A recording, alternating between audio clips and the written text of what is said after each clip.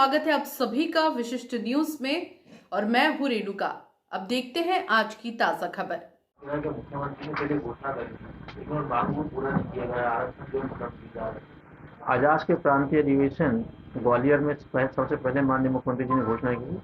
इसकी 12 जून 2016 को भोपाल के दशहरा मैदान में माननीय मुख्यमंत्री जी ने घोषणा की थी, लेकिन वो आज दिनांक तक घोषणाएं पूरी नहीं हुई हैं।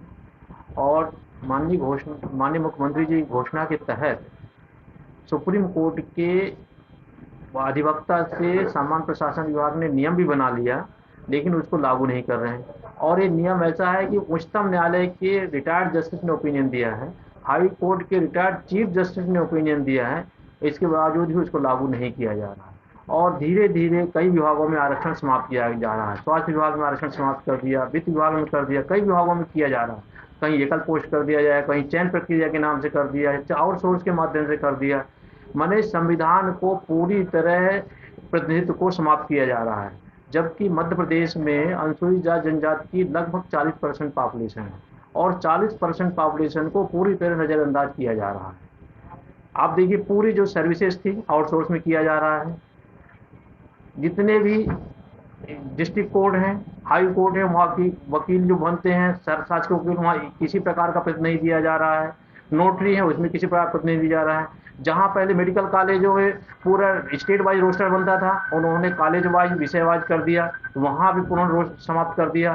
स्वास्थ्य विभाग में अभी चयन के माध्यम से आरक्षण समाप्त कर दिया। आरक्षण अधिनियम 1994 का पूरी तरह वायलेशन किया जा रहा है, जबकि आरक्षण अधिनियम 1994 में स्पष्ट लिखा हुआ है कि इसके वायलेशन से, इसके जो उल्लंघन करेंगे वो सभी नियुक्तियां शून्य मानी जाएंगी और इसका उल्लंघन करने वाले अधिकारी को, सक्षम अधिकारी को 6 माह की कारावास और 2000 दंड दोनों शासक होगा, ये प्रावधान। इसके बावजूद भी खुलेआम जो आरक्षण अधिनियम 1994 का उल्लंघन किया जा रहा है। अब आप क्या करोगे? अभी हमने 8 जनवरी को पूरे तहसील ब्लॉक में रैली निकाल के ज्ञापन दिए हैं, पूरे हमारे जितने तहसील ब्लॉक हैं। कल हम हमारे ब्लॉक कार्यकारिणी, तहसील कार्यकारिणी, जिला और संभाग प्रदेश की सभी कार्यकारिणी हम लोग बैठक मंथन करेंगे कि हमें आगे किस तरह जो है अपनी बातें, जो संवैधानिक बातें हैं, हम उसको प्राप्त करें, क्योंकि सरकारें संविधान से चलती हैं, किसी के दबाव में नहीं चलती। लेकिन आज देखने में आ रहा है कि सरकार संविधान से नहीं बल्कि दबावों से काम किया जा रहा है। आप देखिए, संविधान स्पष्ट लिखा हुआ, जो संविधान का विरोध करेगा वो देशद्रोह का मुकदमा दर्ज होगा। लेकिन संविधान को किस तरह नजरअंदाज करके, उसका उल्लंघन करके, उसका अपमान करके और उनको जो है जो क्या वो स्वागत किया जा रहा है ऐसे लोगों को। तो सर, जो कर्मचारी हैं वो किसी न किसी के दबाव में काम करेंगे और शिक्षा से तो करने देंगे कि मंत्रियों का दबाव होगा। ये तो आप सभी दोस्तों का काम है किसके दबाव में है। हाँ, आप लोग पता करें, निश्चित दबाव में हो रहा है। हो सकता है एक ऐसे षड्यंत्र है, मैं तो कह रहा हूँ षड्यंत्र पूर्वक सब किया जा रहा है। सर, आउटसोर्स कंपनी के खिलाफ आवाज क्यों उठाती है?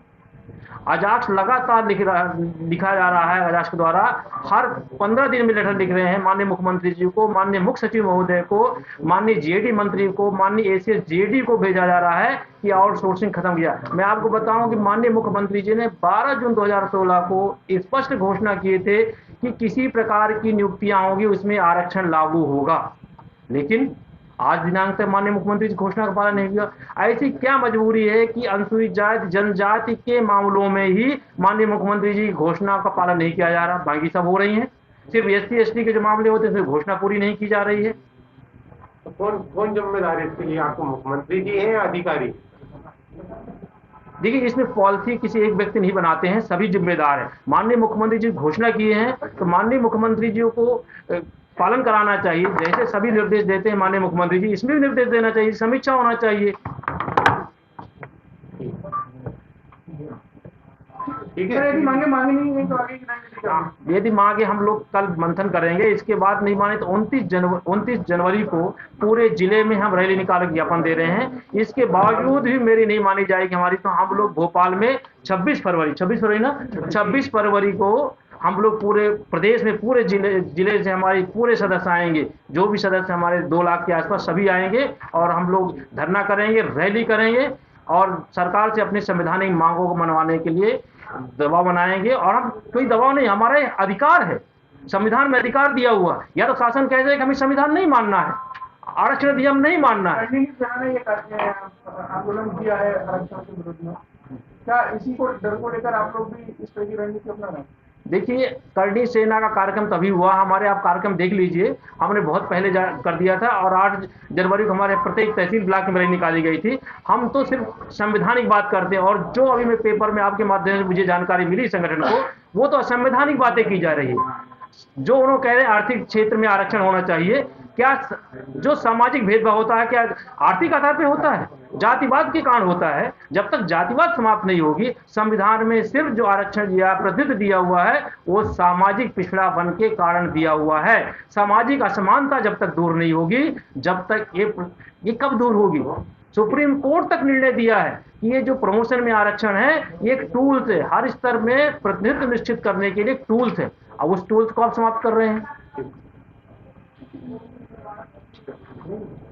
चुनाव में भी क्या इसका प्रभाव पड़ेगा 2023? देखिए, मध्य प्रदेश में 40% संख्या है। यदि आपके हितों में कुठाराघात होगा तो आप क्या करेंगे? उसके विपरीत ही जाएंगे ना। तो निश्चित है, यदि हमारी बात नहीं मानी जाएगी तो निश्चित असर पड़ेगा। आप सभी जागरूक हो गए हैं। अपना परिचय।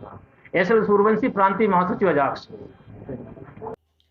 खबरों का सिलसिला यूं ही जारी रहेगा। आप देखते रहिए विशिष्ट न्यूज। क्षेत्रीय खबरों के लिए सब्सक्राइब करें वी न्यूज।